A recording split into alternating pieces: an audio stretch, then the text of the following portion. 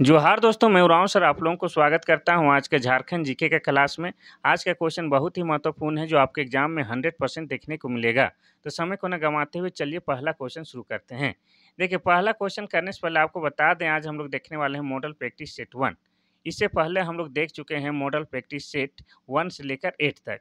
और जिन्होंने नहीं देखा है वो क्या कीजिए, मेरे चैनल का नाम है उरांव सर ट्यूटोरियल, वहाँ पर जाइए, वो वीडियो पड़ा हुआ है, देख लीजिएगा। आप लोगों को ये वीडियो देखना बहुत ही महत्वपूर्ण है क्योंकि यहाँ पर सिलेक्टेड क्वेश्चन को हम शामिल किए हैं और ऐसे क्वेश्चन जो आपके आगामी परीक्षा में इस तरह के ही क्वेश्चन पूछे जाएंगे।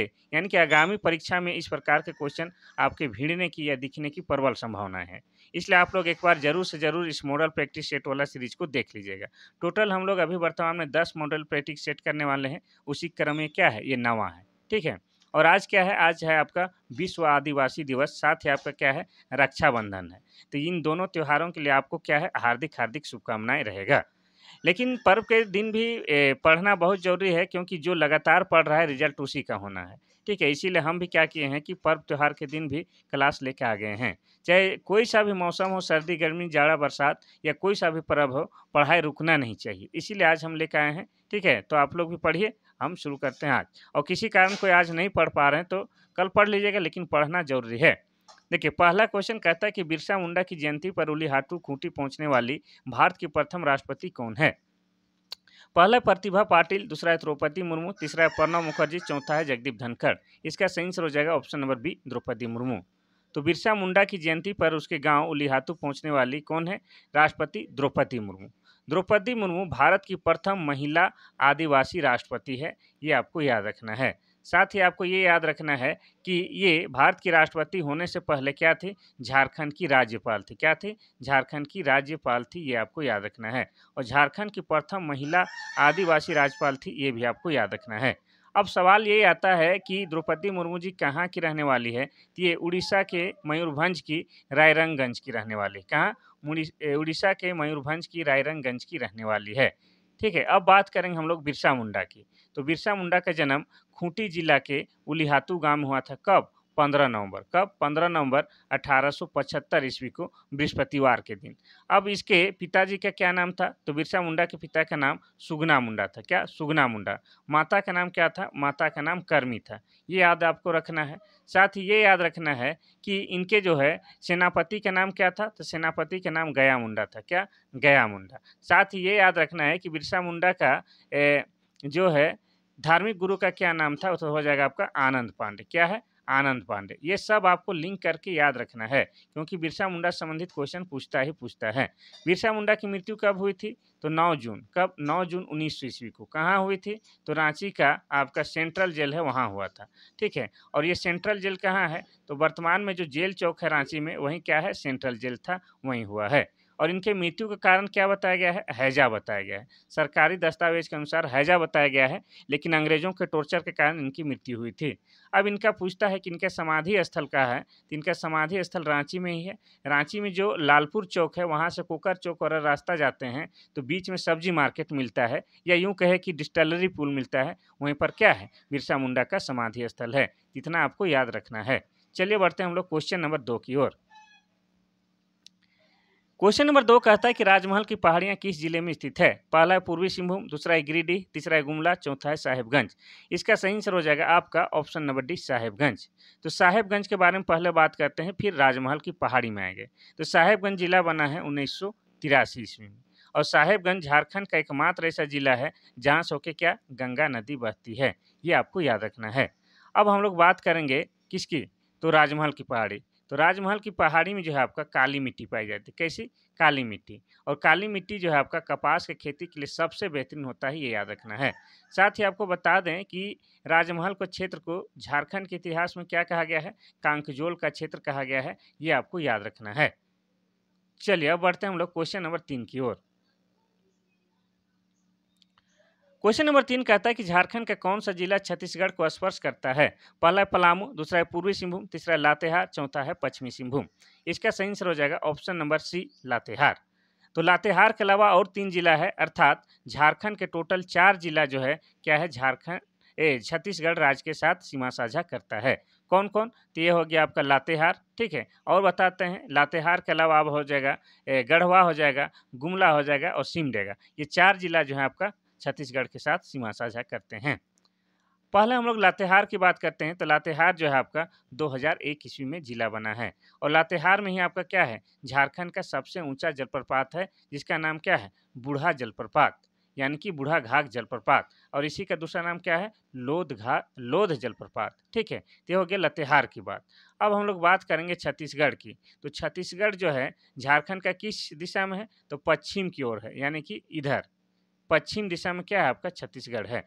और पश्चिम दिशा में क्या है, छत्तीसगढ़ जो है झारखंड के साथ सीमा साझा करता है, ये आपको याद रखना है। चलिए आगे बढ़ते हैं हम लोग क्वेश्चन नंबर 4 की ओर।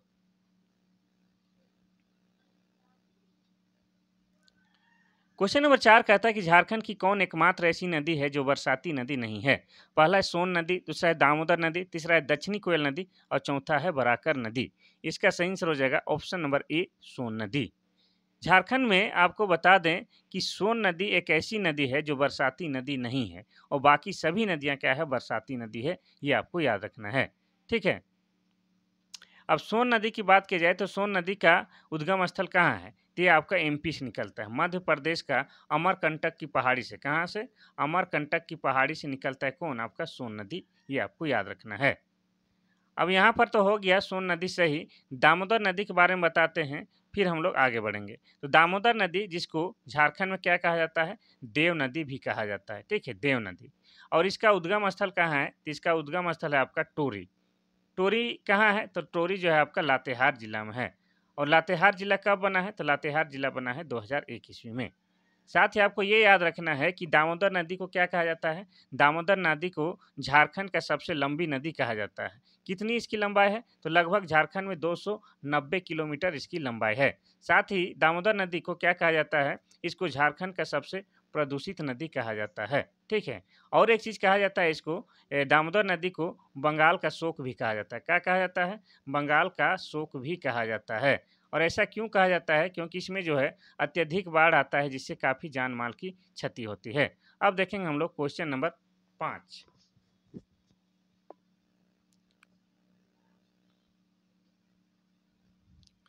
क्वेश्चन नंबर 5 कहता है कि झारखंड में सर्वाधिक वर्षा किस मानसून के कारण होती है। पहला बंगाल की खाड़ी, दूसरा है अरब सागर, तीसरा है नार्वेस्टर, चौथा इनमें से कोई नहीं। इसका सही आंसर हो जाएगा आपका क्या, ऑप्शन नंबर ए, बंगाल की खाड़ी। तो झारखंड में सर्वाधिक वर्षा बंगाल की खाड़ी के मानसून से होता है, ठीक है, ये आपको याद रखना है। यहाँ दक्षिणी पश्चिमी मानसून की दोनों शाखाओं, बंगाल की खाड़ी और अरब सागर की शाखा से होती है, ये भी आपको याद रखना है। तो यहाँ पर पूछा है सर्वाधिक, तो हो जाएगा आपका क्या, बंगाल की खाड़ी से हो जाएगा, ठीक है। अगर आपको ये पूछे कि झारखंड में सर्वाधिक वर्षा वाला क्षेत्र कौन सा है, तो हो जाएगा आपका नेतरहाट। क्या हो जाएगा, नेतरहाट। और नेतरहाट जो है आपका कहाँ है, तो नेतरहाट आपका लातेहार जिला में है। कहाँ है, लातेहार जिला में। और नेतरहाट को क्या कहा जाता है, नेतरहाट को पहाड़ों की मल्लिका या पहाड़ों की रानी भी कहा जाता है। नेतरहाट एक पर्यटक स्थल है, ठीक है। यहाँ पर सबसे अधिक ठंड भी लगता है। झारखंड में सबसे अधिक ठंड आपका नेतरहाट में ही लगता है और सबसे अधिक वर्षा भी कहाँ होता है, तो नेतरहाट में ही होता है। ये आपको याद रखना है। और नेतरहाट में आपका क्या है, नेतरहाट में पर्यटक स्थल है, यहाँ पर मंगोलिया पॉइंट है। साथ ही यहाँ पर लोग सूर्योदय और सूर्यास्त देखने जाते हैं। और साथ में ये भी याद रखना है कि नेतरहाट में आपका क्या है, घाघरी जलप्रपात है, ये भी आपको याद रखना है। चलिए आगे बढ़ते हैं क्वेश्चन नंबर 6 की ओर। क्वेश्चन नंबर 6 कहता है कि झारखंड में इनमें से किस खनिज का उत्पादन नहीं होता है। पहला है कोल, कोल मतलब कोयला, दूसरा है थोरियम, तीसरा है यूरेनियम, चौथा है पेट्रोलियम। इसका सही आंसर हो जाएगा आपका option number D, petroleum. Jharkhand में कोल का भी यानी कोयला का उत्पादन तो होता ही होता है, थोरियम का भी होता है, यूरेनियम का भी होता है, लेकिन पेट्रोलियम का उत्पादन नहीं होता है। चलिए आगे बढ़ते हैं क्वेश्चन नंबर 7। क्वेश्चन नंबर 7 कहता है कि झारखंड के सिंहभूम के किस क्षेत्र में हेमेटाइट का अधिकतम भंडार है। पहला है सिंदरी, दूसरा है बेतला, तीसरा है चिड़िया, चौथा है मुरी। इसका सही आंसर हो जाएगा आपका क्या, ऑप्शन नंबर सी, चिड़िया, ठीक है। क्या हो जाएगा, चिड़िया। झारखंड सरकार के आधिकारिक वेबसाइट के मुताबिक सिंहभूम के चिड़िया क्षेत्र में हेमेटाइट का अधिकतम भंडार है। यह चिड़िया आपका पश्चिमी सिंहभूम जिला में पड़ता है, ये आपको याद रखना है, ठीक है? तो चिनिया जिसको इस तरह से भी लिखा जाता है चिरिया, ठीक है? ये हेमेटाइट के अधिकतम भंडार के लिए प्रसिद्ध है और हेमेटाइट क्या है? लौह अयस्क है। क्या है? लौह अयस्क है, ये आपको याद रखना है। क्या है? लौह अयस्क। इससे क्या बनता है? लोहा बनता है, ठीक है? और ये जो है आपका चिड़िया या चिड़िया नाम का जगह जो आपका पश्चिमी सिंहभूम में, कहाँ है? पश्चिमी सिंहभूम क्षेत्र में है। और पश्चिमी सिंहभूम की बात किया जाए तो पश्चिमी सिंहभूम 1990 ईस्वी में जिला बना है। चलिए आगे बढ़ते हैं। Question number 8। क्वेश्चन नंबर 8 कहता है कि रोडा आर्म्स केस में दुमका के किस व्यक्ति को अभियुक्त बनाया गया था? पहला है प्रभु दयाल मरवाड़ी, दूसरा है बैद्यनाथ विश्वास, तीसरा है ए और बी दोनों, चौथा इनमें से कोई नहीं। तो इसका सही आंसर हो जाएगा क्या? ऑप्शन नंबर सी, ए और बी दोनों। तो रोडा आर्म केस में जो कलकत्ता के रोडा एंड कंपनी की दुकान में आपका माजर पिस्तौल की चोरी से संबंधित मुकदमा था, में दुमका के दो व्यक्तियों प्रभु दयाल मरवाड़ी और बैद्यनाथ विश्वास दोनों को ही अभियुक्त बनाया गया था। तो सबसे पहले आपको समझना क्या है कि रोडा आर्म्स केस क्या है।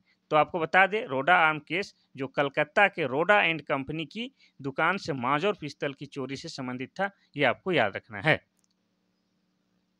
पिस्तौल में कौन माउजर होता है, कौन सिक्सर होता है, ये तो हमको नहीं पता है, लेकिन माउजर पिस्तौल के चोरी से संबंधित ये घटना थी।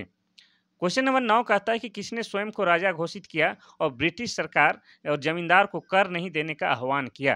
पहला है सिद्धू कानू, दूसरा है तेलंगा खड़िया और तीसरा है बुधू भगत, चौथा है भागीरथ मांझी। इसका सही आंसर हो जाएगा आपका क्या? Option number D, Bhagirath Manjhi होगा। कौन था? हाँ, ये भागीरथी मांझी होगा, ठीक है? तो आपको बता दें कि भागीरथ मांझी के द्वारा खरवार आंदोलन का नेतृत्व किया गया था। किसका? खिरवार आंदोलन का नेतृत्व किया गया था। अब आपके दिमाग में ये आएगा कि सर खिरवार आंदोलन कब हुआ था? तो 1874 में जो खिरवार आंदोलन हुआ था, उसका नेतृत्व भागीरथ मांझी ने किया था। और भागीरथ मांझी को लोग क्या कहता था? प्यार से बाबा कहता था। क्या कहता था? बाबा कहता था। यानी कि बाबा के नाम से ये फेमस थे, ये भी याद रखना है। और इन्होंने कहा था कि स्वयं को राजा पहले घोषित किया और उन्होंने कहा था कि ब्रिटिश सरकार और जमींदारों को कर नहीं देना है, ठीक है? उन्होंने स्वयं ही लगान तय किया और उन्हें रसीद दिया और लगानों की वसूली भी की। ये आपको याद रखना है। कौन? ये बात हो रहा है आपका भागीरथ मांझी के बारे में। सिद्धू कानू की बात किया जाए तो सिद्धू कानू का संबंध आपका किससे है? संथाल विद्रोह से। किससे? संथाल विद्रोह से। और संथाल विद्रोह को ही क्या कहा जाता है? हूल आंदोलन कहा जाता है। और ये कब हुआ था संथाल विद्रोह? तो संथाल विद्रोह जो हुआ था आपका 1855-56 में। कब? 1855-56 में आपका संथाल विद्रोह हुआ था। अब बात करेंगे हम लोग बुधू भगत की, तो बुधू भगत के द्वारा कोल विद्रोह का नेतृत्व किया गया था। किसका? कोल विद्रोह का। और कोल विद्रोह कब हुआ था? तो कोल विद्रोह हुआ था आपका 1831-32 में। कब? 1831-32 में। चलिए आगे बढ़ते हैं। Question number 9। क्वेश्चन नंबर 9 कहता है कि नौलखा मंदिर कहाँ स्थित है? पहला है देवघर, दूसरा है दुमका, तीसरा है धनबाद, चौथा है रांची। इसका सही आंसर हो जाएगा आपका क्या? Option number A, Deoghar. तो देवघर स्थित नौलखा मंदिर, जिसे दूसरा नाम और एक क्या नाम है? नौलखा मंदिर को युगल मंदिर भी कहा जाता है, जिसे युगल मंदिर भी कहा जाता है। ये आपको याद रखना है, ठीक है? तो इसको जो बनाने के समय, इस मंदिर के निर्माण के समय 9 लाख रुपए की खर्च आया था, इसलिए इसका नाम क्या रख दिया? नौलखा मंदिर रख दिया गया, ठीक है? और इसका निर्माण कब हुआ था? तो ये शुरू हुआ था बनना तो 1936 में। कब? 1936 में। लेकिन ये कंप्लीट हो गया था 1948 ईस्वी में। ये आपको याद रखना है, ठीक है? और यह राशि कौन दी थी 9 लाख रुपया? तो 9 लाख रुपया आपका चारूशिला देवी ने दी थी। कौन? चारूशिला देवी ने दिया था ये 9 लाख रुपया। और 9 लाख रुपया के खर्च आने के कारण इस मंदिर को नौलखा मंदिर कहते हैं। और इसी का दूसरा नाम क्या है? इसी का दूसरा नाम युगल मंदिर है। ये आपको याद रखना है, ठीक है? ये कहाँ है? ये आपका देवघर जिला में है। देवघर की बात की जाए तो देवघर जो है 1983 ईस्वी में जिला बना है। कब? 1983 ईस्वी में जिला बना है, ठीक है? और देवघर में क्या है? बाबा बैद्यनाथ धाम का मंदिर है। क्या है? बाबा बैद्यनाथ धाम का मंदिर है। और यहीं पर क्या है? श्रावण के महीने में प्रत्येक साल पूरे 1 महीना के लिए क्या लगता है? श्रावणी मेला लगता है। ये आपको याद रखना है।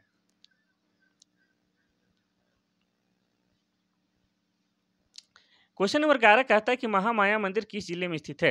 पहला है गुमला, दूसरा है सिमडेगा, तीसरा है रांची, चौथा है खूंटी। इसका सही आंसर हो जाएगा आपका ऑप्शन नंबर ए, गुमला जिला में। तो गुमला जिले के हप्पा मुनि स्थित महामाया मंदिर की बात की जाए तो ये आपका क्या है?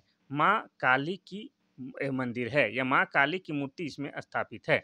अगर कभी-कभी पूछता है कि ये महामाया मंदिर का निर्माण किसने करवाया तथा कब करवाया, तो इसका निर्माण आपका गजघंट राय ने करवाया था। कौन? गजघंट, गजघंट राय ने करवाया था। कब करवाया था? तो वो भी बताते हैं। तो इनका निर्माण 908 ईस्वी में, कितना? 908 ईस्वी में गजघंट राय के द्वारा कराया गया था। ये आपको याद रखना है। तो ये कहाँ है आपका? ये आपका गुमला जिला में है। गुमला की बात की जाए तो गुमला जो है आपका 1983 ईस्वी में जिला बना है और गुमला में बहुत सारा चीज़ है। जैसे आपका क्या है, टांगीनाथ मंदिर भी कहाँ है? गुमला में ही है, टांगीनाथ मंदिर। इसके अलावा आपका अंजन धाम भी कहाँ है? गुमला जिला में ही है। चलिए क्वेश्चन नंबर हम लोग देखते हैं 12। क्वेश्चन नंबर 12 कहता है कि झारखंड का कौन सा क्षेत्र देवघर क्रांतिकारी दल की कार्यवाहियों का केंद्र था? पहला है कोल्हान, दूसरा है सिंहभूम, तीसरा है संथाल परगना, चौथा इनमें से कोई नहीं। तो इसका सही आंसर हो जाएगा क्या? इसका सही आंसर हो जाएगा option number C, Santhal Pargana. ठीक है, झारखंड में क्रांतिकारी गतिविधियों का मुख्य केंद्र आपका संथाल परगना था, ये आपको याद रखना है। और संथाल परगना का मुख्यालय कहाँ है? तो संथाल परगना का मुख्यालय आपका चाईबासा है। संथाल परगना का मुख्यालय चाईबासा नहीं होगा, ये हो जाएगा दुमका। वैसे आपको बता दें कि झारखंड में कितने प्रमंडल हैं? 5 प्रमंडल हैं और पांचों प्रमंडल के नाम और मुख्यालय बताते हैं। तो एक प्रमंडल का नाम है कोल्हान प्रमंडल और कोल्हान प्रमंडल का मुख्यालय क्या है? चाईबासा है। क्या है? चाईबासा है। और एक प्रमंडल है आपका क्या? आपका संथाल परगना। संथाल परगना का मुख्यालय क्या है? दुमका है। तो 2 हो गया और 3 बताते हैं। तो एक हो जाएगा आपका उत्तरी छोटा नागपुर। क्या हो जाएगा? उत्तरी छोटा नागपुर। और उत्तरी छोटा नागपुर का प्रमंडल हो जाएगा आपका हजारीबाग। क्या हो जाएगा? हजारीबाग। और दक्षिणी छोटा नागपुर प्रमंडल का मुख्यालय क्या हो जाएगा? दक्षिणी छोटा नागपुर प्रमंडल का मुख्यालय हो जाएगा आपका रांची। और एक बच गया है आपका पलामू प्रमंडल। क्या? पलामू प्रमंडल। और पलामू प्रमंडल का मुख्यालय क्या है? तो उसका हो जाएगा आपका मेदिनीनगर। क्या हो जाएगा? मेदिनीनगर। अब देखेंगे हम लोग क्वेश्चन नंबर 13। क्वेश्चन नंबर 13 कहता है कि भारत छोड़ो आंदोलन के दौरान देवघर अनुमंडल के किस स्थान पर समानांतर शासन स्थापित किया गया था? पहला है रामगढ़, दूसरा है पलामू, तीसरा है डाल्टनगंज, चौथा है सरवन। इसका सही आंसर हो जाएगा आपका क्या? Option number D, Sarwan. ठीक है, कहाँ? सरवन। तो आपको बता दें कि भारत छोड़ो आंदोलन के दौरान देवघर अनुमंडल के सरवन नामक स्थान पर समानांतर शासन स्थापित किया गया था, ये आपको याद रखना है। तो आपको ये सरवन जो है एक जगह है और ये जगह कहाँ है? ये आपका देवघर अनुमंडल के तहत आता था। पहले देवघर क्या था? जिला नहीं था, क्या था? अनुमंडल था, उसी के तहत आता है। और देवघर का भी जिक्र आया है तो देवघर में क्या है आपका? बाबा बैद्यनाथ धाम मंदिर है। और देवघर जिला कब बना है? 1983 ईस्वी में। ठीक है, लेकिन ये जो घटना की बात हो रहा है 1942 ईस्वी का। ठीक है, भारत छोड़ो आंदोलन कब हुआ था? 1942 में और इसका नेतृत्व महात्मा गांधी ने किया था। और देवघर जिला बना है कब? 1983 ईस्वी में। तो 1942 समय में देवघर क्या था? एक अनुमंडल था, ये आपको याद रखना है। और देवघर में बाबा बैद्यनाथ धाम मंदिर है और बाबा बैद्यनाथ धाम मंदिर का निर्माण किसने कराया था? ये आ जाएगा। तो हो जाएगा उस शासक नाम क्या है? पूरनमल। पूरनमल के द्वारा कराया गया था। और बाबा बैद्यनाथ धाम मंदिर के बारे में कहा जाता है, पुराणों के बारे में लिखा गया है कि यहाँ पर जो है अंतिम संस्कार के लिए ये सबसे उचित जगह है। और ऐसा क्यों कहा जाता है? क्योंकि माता सती, ये माँ पार्वती का है दूसरा रूप है, तो माता सती का हृदय का जो है अंतिम संस्कार महादेव के द्वारा यहीं पर किया गया था। ऐसा दंत कथा में या तो पुराणों में लिखा गया है। अब क्वेश्चन नंबर 14 कहता है कि 1857 के विद्रोह के दौरान झारखंड में भाग लेने वाले किस अंग्रेज अधिकारी को विक्टोरिया क्रॉस, ये एक सम्मान है, एक पद है, विक्टोरिया क्रॉस से सम्मानित किया गया था? पहला है लेफ्टिनेंट डोंट, दूसरा है सार्जेंट डाइन, तीसरा है ए और बी दोनों, चौथा इनमें से कोई नहीं। इसका सही आंसर हो जाएगा ऑप्शन नंबर आपका सी, ए और बी दोनों, यानी कि लेफ्टिनेंट डोंट और सार्जेंट डाइन। ठीक है, तो आपको इसको थोड़ा सा डिटेल में समझाते हैं, ध्यान सुनिएगा।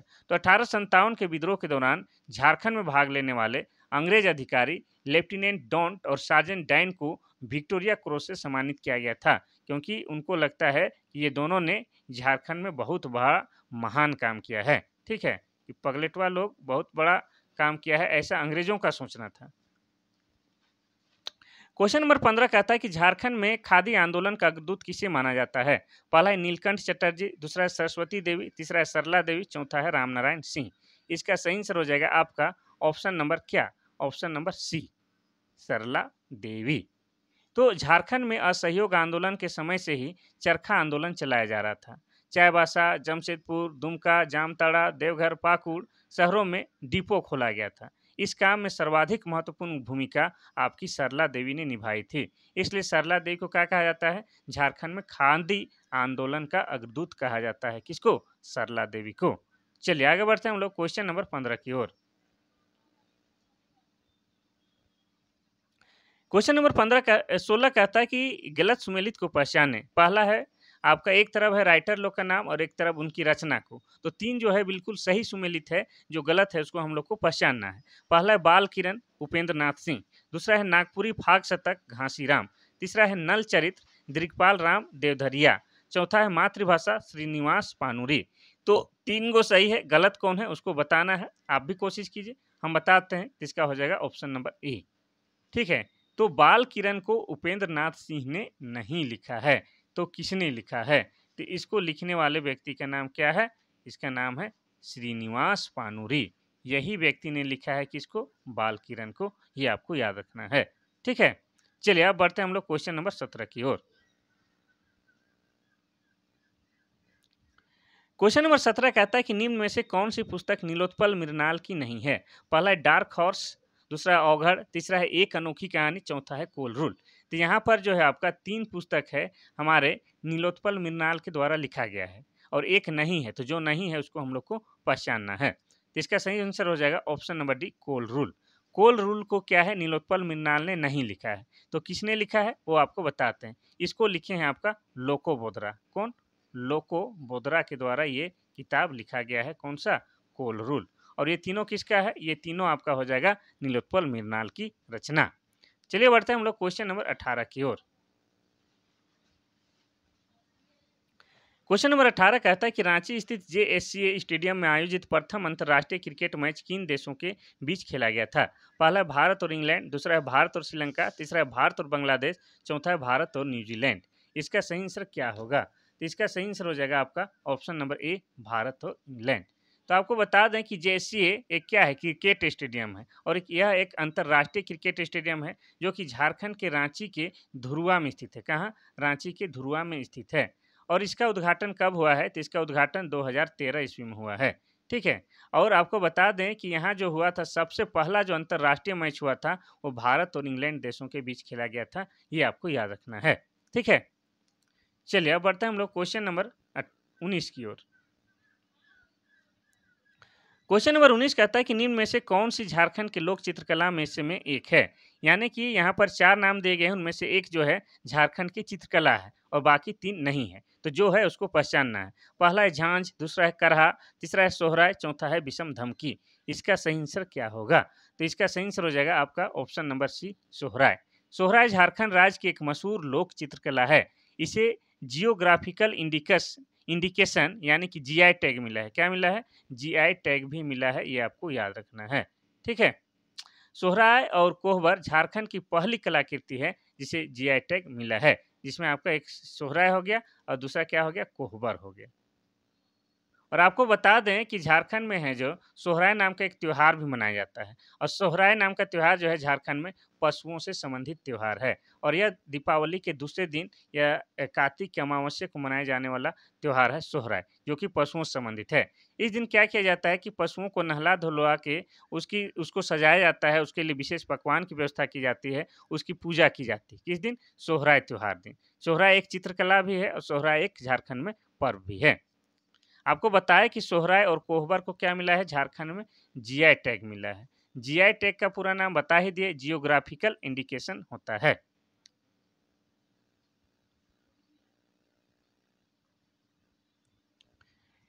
क्वेश्चन नंबर 20 कहता है कि आदिवासी त्योहारों में पूजित कौन सा वृक्ष झारखंड का राज्य वृक्ष माना जाता है?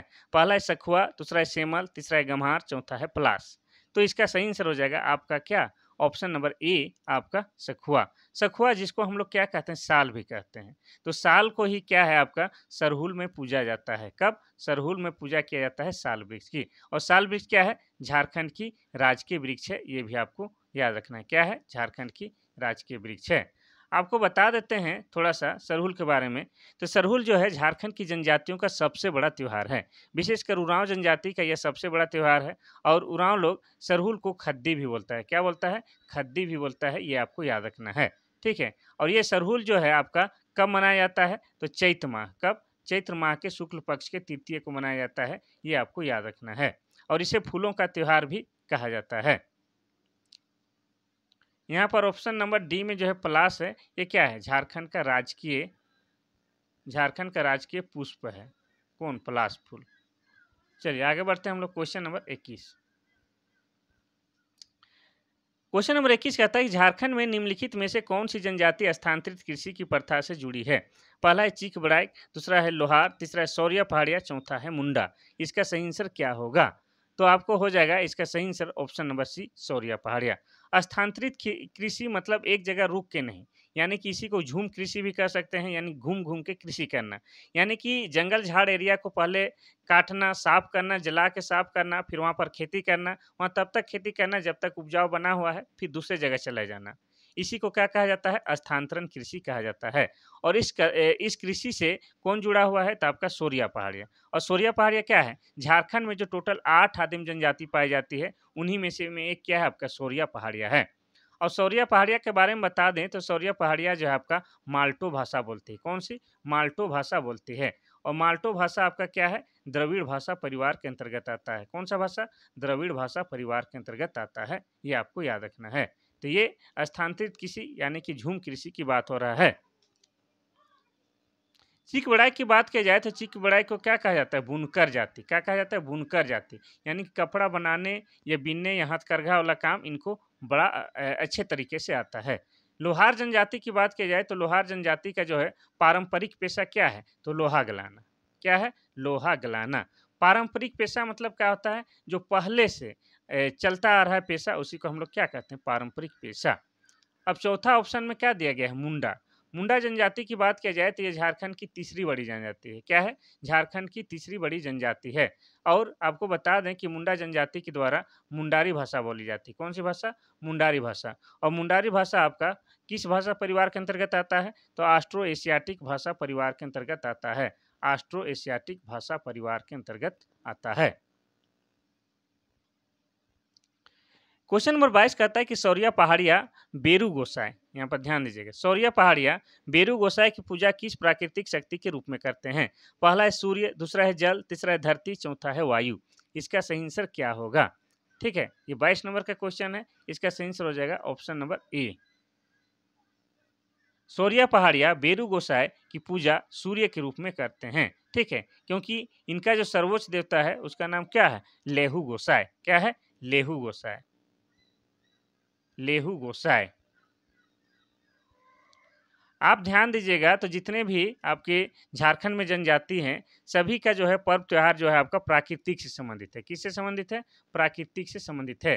ये सभी उनके क्रियाकलाप, पर्व त्योहार, नाच गान सभी में आपका प्राकृतिक का कोई ना कोई रूप दिखाई देता ही देता है। ठीक है, तो इस तरह से इनका सबका जो प्रमुख देवता है क्या है? आपका सिंहबोंगा है। सिंहबोंगा जो है क्या है? सिंहबोंगा है आपका भगवान सूर्य का ही प्रतीक है। इस तरह से सौरिया पहाड़ियों का भी जो है प्रमुख देवता का क्या नाम बताए आपको? लेहू गोसाई, जो कि भगवान सूर्य का ही प्रतीक है। ठीक है, चलिए हो जाएगा ऑप्शन नंबर ए सूर्य। और छठ पूजा में भी किसकी पूजा की जाती है? भगवान सूर्य की पूजा की जाती है। क्वेश्चन नंबर 23 कहता है कि कौन सी जनजाति झारखंड की आधिकारिक अनुसूचित जनजाति की सूची में शामिल है? पहला है भांजा, दूसरा है बिरजिया, तीसरा है डांडिया, चौथा है प्रजा। यानी कह रहा है कि झारखंड में टोटल आपका 2011 के जनगणना के अनुसार 2011 की जनगणना के अनुसार कितनी जनजाति पाई जाती है? 32 जनजाति पाई जाती है। और उसी में 8 क्या है? आदिम जनजाति। तो इस 32 और इस 8 में से में ही आपका ये 4 विकल्प में से में कौन है? तो इसका ऑप्शन हो जाएगा ऑप्शन नंबर बी, बिरजिया है। ये तीनों बाकी नहीं है। तो झारखंड की आधिकारिक अनुसूचित जनजाति कौन सी है? तो हो जाएगा आपका बिरजिया। ठीक है, कौन हो जाएगा? बिरजिया। इतना तो याद रहना चाहिए। ठीक है,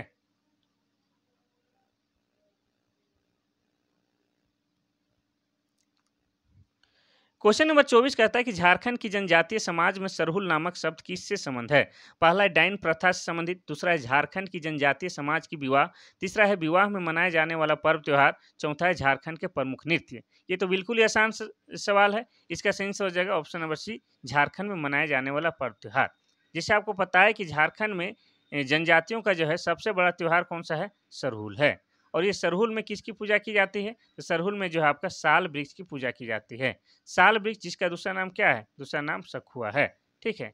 और ये जो साल वृक्ष है जिसे पर्णपाती वनों का राजा भी कहा जाता है, और ये इसका लकड़ी जो होता है काफ़ी मजबूत होता है, इसलिए इस पेड़ का फर्नीचर भी बनाया जाता है। साथ ही इसके पत्ते और इसके फल जो हैं औषधि रूप में काम आते हैं, ये भी आपको याद रखना है। अब आपके दिमाग में ये भी आ रहा होगा कि सर सरहुल कब मनाया जाता है? तो ये मनाया जाता है आपका चैत्र माह के शुक्ल पक्ष के तृतीय को मनाया जाता है। चलिए हो जाएगा option number C.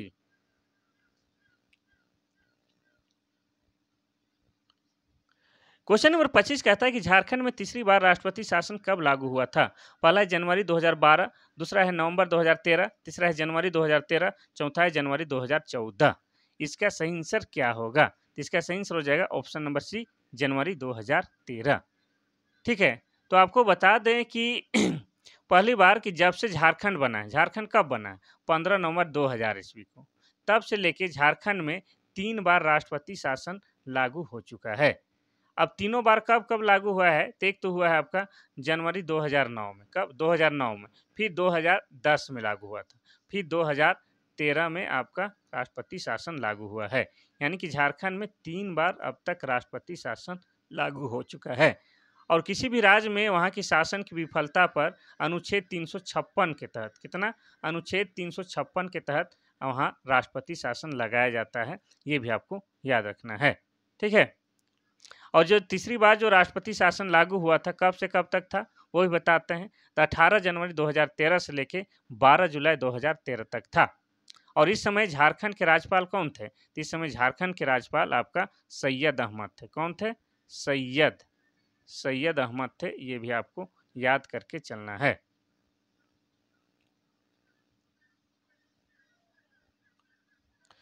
Question number 26 कहता है कि मेसो परियोजना के अंतर्गत एक प्रखंड में कितनी जनजातीय आबादी होनी चाहिए? पहला है 20%, दूसरा है 30%, तीसरा है 25%, चौथा है 50%। इसका सही आंसर हो जाएगा ऑप्शन नंबर डी, 50%। तो मेसो परियोजना के अंतर्गत एक प्रखंड में आपका 50% जनजातीय आबादी होना चाहिए, ये आपको याद रखना है। अब प्रखंड का जिक्र आया है तो झारखंड में टोटल कितने प्रखंड है? झारखंड में टोटल आपका क्या है? 264 प्रखंड है। ये भी आपका 2011 के जनगणना के अकॉर्डिंग आपको बता रहे हैं। और आपके एग्जाम में जो भी क्वेश्चन पूछेगा वो क्या पूछेगा? आपका 2011 के जनगणना के अकॉर्डिंग ही पूछेगा। इनमें से 132 जो प्रखंड है क्या है? अधिसूचित प्रखंड है, ये आपको याद रखना है। चलिए बढ़ते हैं हम लोग क्वेश्चन नंबर 37 की ओर। 37 की 27 की ओर। क्वेश्चन नंबर 27 कहता है कि अंबेडकर तकनीकी छात्रवृत्ति योजना किस पाठ्यक्रम के लिए दिया जाता है? पहला है मेडिकल, दूसरा है इंजीनियर, तीसरा है मेडिकल और इंजीनियर, और चौथा है अध्यापक प्रशिक्षण। इसका सही आंसर क्या होगा? इसका सही आंसर हो जाएगा option number D, option number C कर रहे हैं और डी बोल रहे हैं। दिमाग में सठिया गया है का? इसी हो जाएगा। तो अंबेडकर तकनीकी छात्रवृत्ति योजना जो है मेडिकल और इंजीनियरिंग दोनों पाठ्यक्रम के लिए दिया जाता है, ये आपको याद रखना है। चलिए बढ़ते हैं हम लोग क्वेश्चन नंबर 28 की ओर।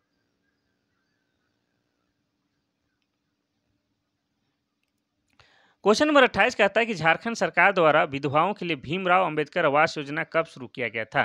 पहला है 14 अप्रैल 2016, दूसरा है 15 अगस्त 2016, तीसरा है 15 नवंबर 2016 और चौथा है 2 अक्टूबर 2016। इसका सही आंसर क्या होगा? इसका सही आंसर हो जाएगा ऑप्शन नंबर ए। ठीक है। तो आपको बता दें कि झारखंड सरकार द्वारा विधवाओं के लिए भीमराव अंबेडकर आवास योजना 14 अप्रैल 2016 को शुरू किया गया था। और 14 अप्रैल को ही क्यों? तो 14 अप्रैल को क्या है आपका? भीमराव अंबेडकर का हैप्पी बर्थडे वाला चीज़ है। ठीक है, क्या है? हैप्पी बर्थडे वाला दिन है। ठीक है। और भीमराव अंबेडकर संविधान निर्माता व्यक्ति हैं, बहुत ही महान व्यक्ति हैं, ये भी आपको याद रखना है। अब देखते हैं हम लोग क्वेश्चन नंबर 29। क्वेश्चन नंबर 29 कहता है कि झारखंड औद्योगिक पुनर्वास योजना के अंतर्गत योजना राशि में राज्य सरकार के कितने प्रतिशत भागीदारी है? पहला है 80%, दूसरा है 100%, तीसरा है 50% और चौथा है 90%। इसका सही आंसर क्या होगा? तो इसका सही आंसर हो जाएगा आपका ऑप्शन नंबर बी 100%। तो झारखंड औद्योगिक पुनर्वास योजना के अंतर्गत योजना राशि में राज्य सरकार की 100% की भागीदारी होती है, ये आपको याद रखना है। अब बढ़ते हैं हम लोग क्वेश्चन नंबर 30 की ओर। क्वेश्चन नंबर 30 कहता है कि झूमर गीत कब गाया जाता है? पहला है पूजा के अवसर पर, दूसरा है पर्व त्योहार के अवसर पर, तीसरा है जन्म के अवसर पर, चौथा है विवाह के अवसर पर। इसका सही आंसर हो जाएगा ऑप्शन नंबर बी पर्व त्योहार के अवसर पर। क्या हो जाएगा? पर्व त्योहार के अवसर पर। झूमर गीत पर्व त्योहार के अवसर पर झूमर राग में गाया जाता है, ये आपको याद रखना है। जन्म के अवसर पर कौन सा गीत गाया जाता है? झंझाइन। ठीक है, जन्म के अवसर पर आपका झंझाइन गीत गाया जाता है, ये आपको याद रखना है। और विवाह के अवसर पर आपका कौन सा गीत गाया जाता है? तो डोमकच गाया जाता है। कौन सा? डोमकच गाया जाता है, ये भी आपको याद रखना है। चलिए बढ़ते हैं आज के आखिरी क्वेश्चन की ओर, यानी कि क्वेश्चन नंबर 31 की ओर। क्वेश्चन नंबर 31 कहता है कि शहनाई किस प्रकार का वाद्य यंत्र है? पहला है मंगल वाद्य यंत्र, दूसरा है अमंगल वाद्य यंत्र, तीसरा है घन वाद्य, चौथा है तंतु वाद्य यंत्र। इसका सही आंसर हो जाएगा ऑप्शन नंबर ए मंगल वाद्य यंत्र। शहनाई झारखंड के जनजातीय समुदाय का मंगल वाद्य है। इसका प्रयोग आपका छौ, पायका, नटवा नृत्य में विशेष रूप से किया जाता है। यह शादी, विवाह, पर्व त्योहार आदि अवसरों पर भी बजाया जाता है, इसलिए इसको मंगल वाद्य यंत्र कहते हैं। और शहनाई क्या है? आपका सुशीर वाद्य यंत्र। क्या है? सुशीर वाद्य यंत्र है। सुशीर वाद्य यंत्र मतलब क्या हो गया? जिसको मुंह से फूंक कर बजाए जाने वाले सभी वाद्य यंत्र को क्या कहा जाता है? सुशीर वाद्य यंत्र। शहनाई हो गया, आपका हो गया मुरली हो गया, बांसुरी हो गया, ये सभी आपका सुशीर वाद्य यंत्र के अंतर्गत आएंगे, ये आपको याद रखना है। और यहाँ पर दिया गया है तंतु वाद्य यंत्र। ऑप्शन नंबर डी में ध्यान दीजिएगा, तो क्या दिया गया है? तंतु वाद्य यंत्र। अरे कहाँ चल गए? यहाँ पर तंतु वाद्य यंत्र। तंतु वाद्य यंत्र मतलब होता है जिसको तार से बजाया जाता है, जैसे आपका गिटार हो गया, आपका वायलिन हो गया, सितार हो गया, ये सब क्या है? आपका तंतु वाद्य यंत्र है, ये भी आपको याद रखना है। तो ये था आज का आखिरी क्वेश्चन, क्वेश्चन नंबर 31। आपके लिए काफ़ी मेहनत किया जा रहा है और आज पर्व के दिन भी सेशन नहीं छोड़ा गया, क्योंकि आपका जो पढ़ाई है बीच में नागा नहीं होना चाहिए, जो लय बना हुआ है वो चलते रहना चाहिए। आधा 1 घंटा की ही बात है आप लोग के लिए। हालाँकि हमको ये क्लास लाने के लिए 4-5 घंटा लगता है, लेकिन आपको आधा 1 घंटा पढ़ना है, तो हम सोचे कि आपका लय नहीं टूटना चाहिए, इसीलिए लेकर आए। आप लोग कीजिए लाइक, सब्सक्राइब और अपने फ्रेंड सर्कल सबको क्या कीजिएगा, थोड़ा-सा सर्कुलेट कीजिए। और किसी प्रकार का सुधार या किसी तरह की बात करना चाहते हैं तो आप हमारे व्हाट्सएप नंबर 93 34 40 05 26 में क्या है, आप मैसेज या व्हाट्सएप के माध्यम से हमसे बातचीत कर सकते हैं, ये आपको याद रखना है। ठीक है, कल फिर महत्वपूर्ण क्लास के साथ मिलते हैं, तब तक के लिए थैंक यू, धन्यवाद।